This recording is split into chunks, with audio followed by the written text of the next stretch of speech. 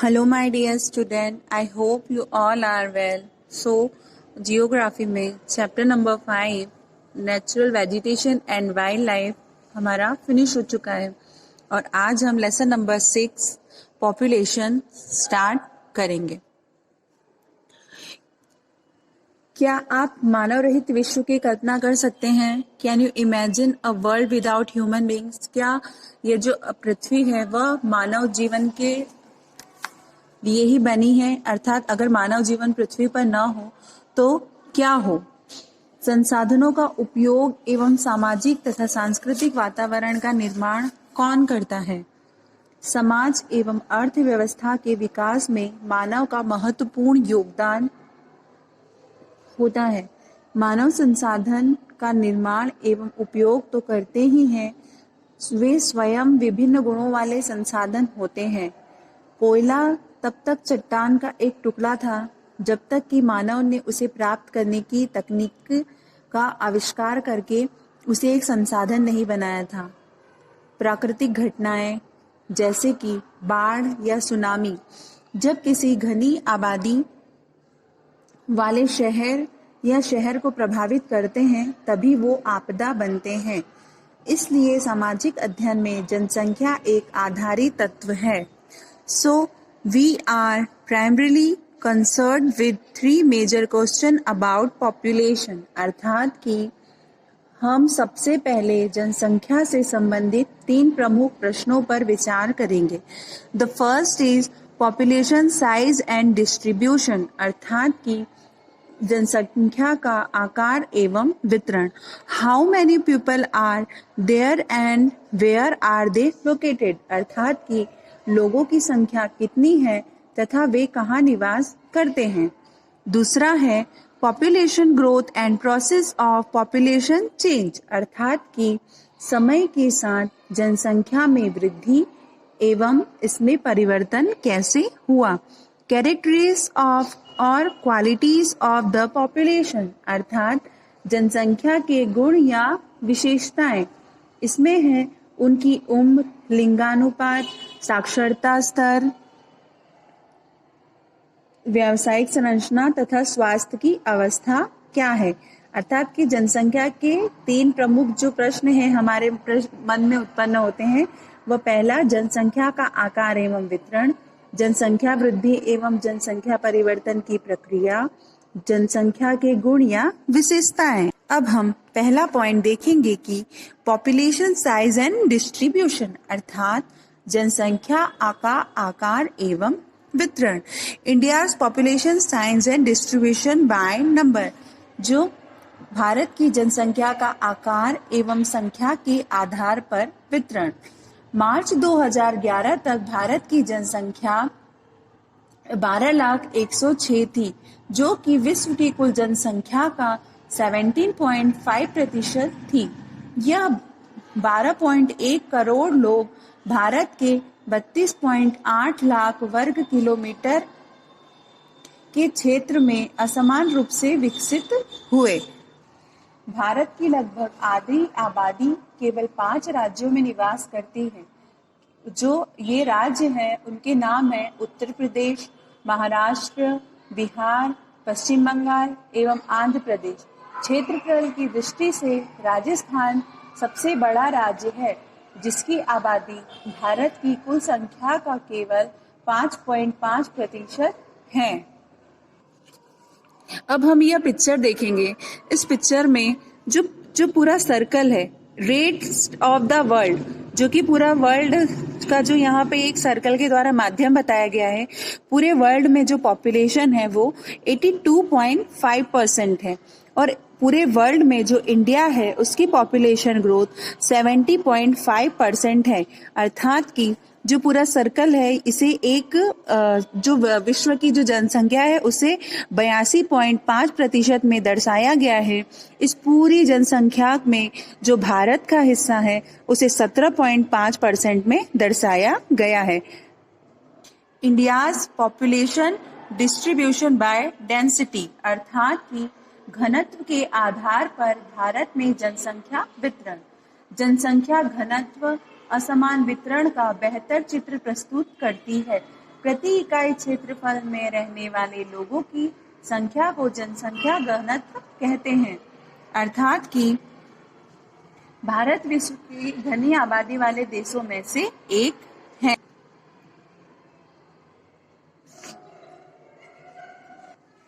दो 2001 की जनगणना के अनुसार देश की सबसे अधिक जनसंख्या वाला राज्य उत्तर प्रदेश है, जहां कुल आबादी 1,990,000 थी। उत्तर प्रदेश में देश की कुल जनसंख्या का 16% हिस्सा निवास करता है। दूसरी ओर हिमालय क्षेत्र के राज्य सिक्किम की आबादी केवल 6 लाख ही थी तथा लक्षद्वीप में केवल 64,429 लोग ही निवास करते थे। 250 व्यक्ति प्रति वर्ग किलोमीटर में कम जनसंख्या घनत्व वाले राज्यों के नाम बताइए, जैसे कि पर्वतीय क्षेत्र तथा प्रतिकूल जलवायु अवस्थाएं इन क्षेत्रों की विरल जनसंख्या के लिए उत्तरदायी है। किस राज्य का जनसंख्या घनत्व 250 प्रति वर्ग किलोमीटर से भी कम है? असम एवं अधिकतर प्रायद्वीपीय राज्यों का जनसंख्या घनत्व मध्यम होता है। पहाड़ी कटे छटे एवं पथरीले भूभाग, मध्यम से कम वर्षा, छिछली एवं कम उपजाऊ मिट्टी इन राज्यों की जनसंख्या घनत्व को प्रभावित करती है। अब हमारा अगला पॉइंट है population growth. Growth of population refers to the change in the number of inhabitants of country territory during a specific period of time, say during the last 10 years। अर्थात कि जनसंख्या वृद्धि का अर्थ होता है किसी विशेष समय अंतराल में, जैसे कि 10 वर्षों के भीतर किसी देश राज्य के निवासियों की संख्या में परिवर्तन। इस प्रकार के परिवर्तन को 2 प्रकार से व्यक्त किया जाता है। जो पहला है सापेक्ष वृद्धि, दूसरा होता है प्रतिवर्ष होने वाले प्रतिशत परिवर्तन के द्वारा। प्रत्येक वर्ष या एक दशक में बड़ी जनसंख्या कुल संख्या में वृद्धि का परिणाम है। पहले की जनसंख्या जैसे कि 2001 के बाद की जनसंख्या और 2021 की जनसंख्या से घटाकर इसे प्राप्त किया जाता है। इसे निरपेक्ष वृद्धि कहते हैं। अर्थात जनसंख्या वृद्धि के 2 प्रकार होते हैं, पहला सापेक्ष वृद्धि और दूसरा होता है निरपेक्ष वृद्धि। किंतु 1981 में वृद्धि दर धीरे धीरे कम होने लगी। इस दौरान जन्म दर में तेजी से कमी आई। फिर भी जनसंख्या में होने वाले परिवर्तन की 3 मुख्य प्रक्रियाएं हैं। अर्थात कि जनसंख्या में परिवर्तन सिर्फ 3 चीजों से होता है, या तो जन्म दर, डेथ, मृत्यु दर, बर्थ, डेथ और प्रवास। Process of population change. There are 3 main process of changes of population: birth rate अर्थात जन्म दर, डेथ रेट मृत्यु दर और माइग्रेशन अर्थात कि प्रवास, एक जगह से दूसरी जगह पर स्थानांतरण करना। बर्थ रेट, एक वर्ष में प्रति 1000 व्यक्ति में जितने जीवित बच्चों का जन्म होता है उसे जन्म दर कहते हैं। अर्थात कि the natural increase of population is the difference between birth rates and death rate is number of live birth per 1000 person in a year। अर्थात कि एक वर्ष में प्रति 1000 व्यक्तियों में जितने जीवित बच्चों का जन्म होता है उसे हम जन्म दर कहते हैं। यह वृद्धि का एक प्रमुख घटक है क्योंकि भारत में जन्म दर मृत्यु दर से अधिक है। Second is death rate. Death rate is the number of death पर 1000 पर्सन इन ईयर। अर्थात एक वर्ष में प्रति 1000 व्यक्ति में मरने वालों की संख्या को मृत्यु दर कहा जाता है। मृत्यु दर में तेज गिरावट भारत की जनसंख्या वृद्धि की दर का मुख्य कारण है। 1980 तक उच्च जन्म दर एवं मृत्यु दर में लगातार गिरावट के कारण जन्म दर तथा मृत्यु दर में काफी बड़ा अंतर आ गया है। इसके कारण जनसंख्या वृद्धि दर अधिक हो गई है। 1981 से धीरे धीरे जन्म दर में गिरावट आने लगी, जिसके परिणाम स्वरूप जनसंख्या वृद्धि दर में भी गिरावट आई। जनसंख्या वृद्धि का तीसरा घटक है प्रवास, अर्थात कि माइग्रेशन। लोगों का एक क्षेत्र से दूसरे क्षेत्र में चले जाने को प्रवास कहते हैं। The third component of population growth is migration. Migration is the movement people across regions and territories. प्रवास आंतरिक अर्थात देश के अंदर ही या अंतरराष्ट्रीय दो देशों के बीच भी हो सकता है। आंतरिक प्रवास जनसंख्या के आकार में कोई परिवर्तन नहीं लाता, लेकिन यह एक देश के भीतर जनसंख्या के वितरण को प्रभावित करता है। जनसंख्या वितरण एवं उसके घटक को परिवर्तित करने में प्रवास की महत्वपूर्ण भूमिका होती है। अब हमारा अगला पॉइंट है एज कंपोजिशन, अर्थात कि आयु संरचना। The age composition of population refers to the number of people in different age groups in our country. अर्थात कि किसी देश में जनसंख्या की आयु संरचना वहाँ के विभिन्न आयु समूहों के लोगों की संख्या को बताता है। यह जनसंख्या मूल विशेषताओं में से एक है।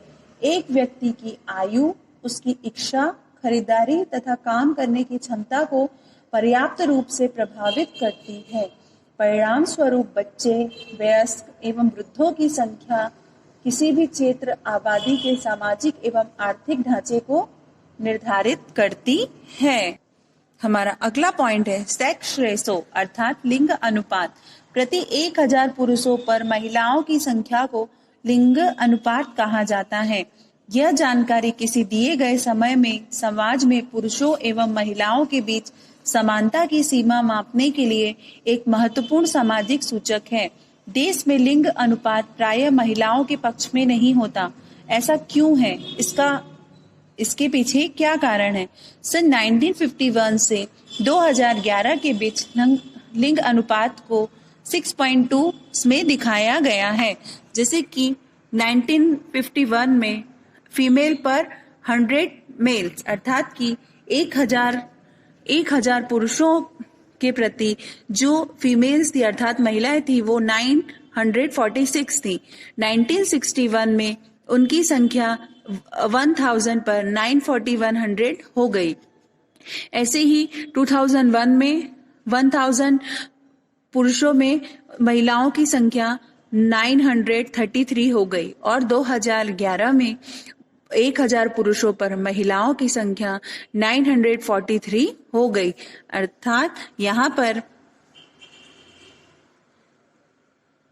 समाज में पुरुषों एवं महिलाओं के बीच समानता की सीमा को मापने के लिए एक महत्वपूर्ण सामाजिक सूचक भी तैयार किया। हमारा अगला पॉइंट है लिटरेसी रेट, अर्थात साक्षरता दर।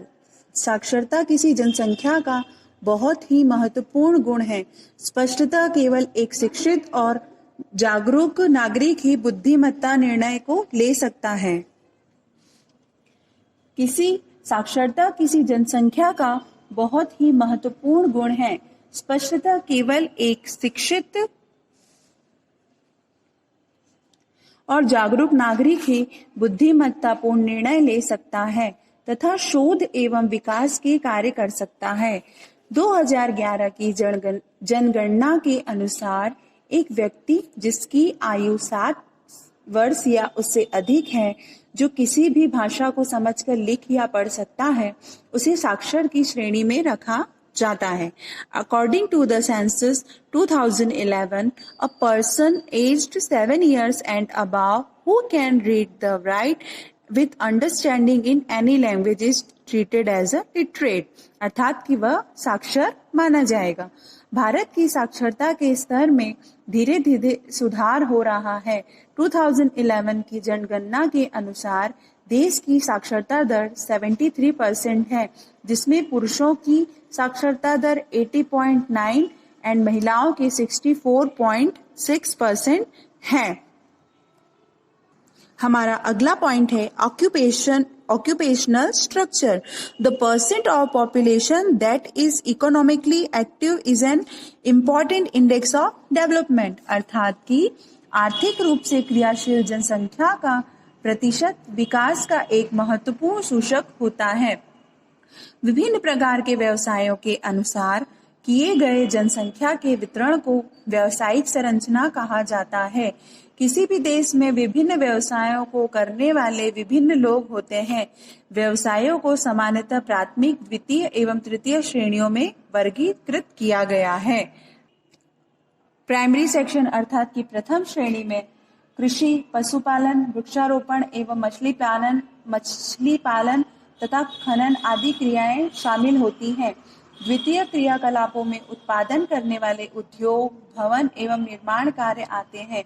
तृतीय क्रियाकलापों में परिवहन, संचार, वाणिज्य, प्रशासन एवं सेवाएं सम्मिलित होती हैं। अगला पॉइंट है हेल्थ अर्थात स्वास्थ्य।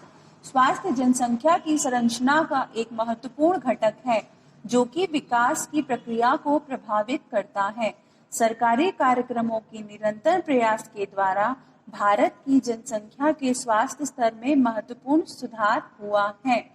मृत्यु दर जो 1951 में प्रति हजार में 1000 के प्रति 25 थी, जो 2011 में घटकर 7.2 ही रह गई। औसत आयु की जो 1951 में 36.7 वर्ष थी, वह बढ़कर 2011 में 67.9 वर्ष हो गई है। महत्वपूर्ण सुधार बहुत से कारकों जैसे जनसंख्या, स्वास्थ्य, संक्रमित बीमारियों से बचाव एवं रोगों के इलाज में आधुनिक तकनीकी का प्रयोग के परिणाम स्वरूप हुआ है। महत्वपूर्ण उपलब्धियों के बावजूद भारत के लिए स्वास्थ्य का स्तर एक बहुत चिंता मुख्य विषय बन चुका है। हमारा अगला पॉइंट है किशोर जनसंख्या, एडolescent पॉपुलेशन। भारत की जनसंख्या का सबसे महत्वपूर्ण लक्षण इसकी किशोर जनसंख्या का आकार है। यह भारत की कुल जनसंख्या का 5वां भाग है। एडल्ट प्रायः 10 से 19 वर्ष की आयु वर्ग के होते हैं। ये भविष्य के सबसे महत्वपूर्ण मानव संसाधन हैं। किशोरों के लिए पोषक तत्वों की आवश्यकताएं बच्चों तथा वयस्कों से अधिक होती हैं। कुपोषण से इनका स्वास्थ्य खराब तथा विकास अवरोधित हो जाता है। शिक्षा के प्रसार तथा इसमें सुधार के द्वारा उनमें हम समस्याओं के प्रति जागरूकता भी बढ़ाई जा सकती है। हमारा अगला पॉइंट है नेशनल पॉपुलेशन पॉलिसी, राष्ट्रीय जनसंख्या नीति। परिवारों के आकार को सीमित रखकर एक व्यक्ति के स्वास्थ्य एवं कल्याण को सुधारा जा सकता है। इस तथ्य को ध्यान रखते हुए भारत सरकार ने 1952 में एक व्यापक परिवार नियोजन कार्यक्रम को प्रारंभ किया। परिवार कल्याण कार्यक्रम जिम्मेदार तथा सुनियोजित पितृत्व को बढ़ावा देने के लिए कार्यरत है। राष्ट्रीय जनसंख्या नीति 2001 कई वर्षों के नियोजित प्रयासों का परिणाम है। अब हमारा अगला पॉइंट है NPP 2000 एंड एडल्टनेस, राष्ट्रीय जनसंख्या नीति और 2000 और किशोर। राष्ट्रीय जनसंख्या नीति 2000 ने किशोर एवं किशोरियों की पहचान जनसंख्या के उस प्रमुख भाग के रूप में की जिस पर बहुत ध्यान देने की आवश्यकता है। पौष्टिक आवश्यकताओं के अतिरिक्त इस नीति में अवांछित गर्भधारण और यौन संबंधों से प्रसारित बीमारियों से किशोर और किशोरियों की संरक्षा जैसी अन्य महत्वपूर्ण आवश्यकताओं पर भी जोर दिया। इसके द्वारा ऐसे कार्यक्रम चलाए गए जिनका उद्देश्य देर से विवाह और देर से संतान प्राप्ति को भी प्रोत्साहित करना था। किसी भी राष्ट्र के लिए वहाँ के लोग बहुमूल्य संसाधन होते हैं। एक शिक्षित एवं स्वस्थ जनसंख्या ही कार्यक्षम शक्ति प्रदान करती है। हमारा चैप्टर नंबर 6 पॉपुलेशन यही समाप्त होता है। अब हम इसकी एक्सरसाइज देखेंगे जो कि PDF द्वारा आपको प्राप्त हो जाएगी।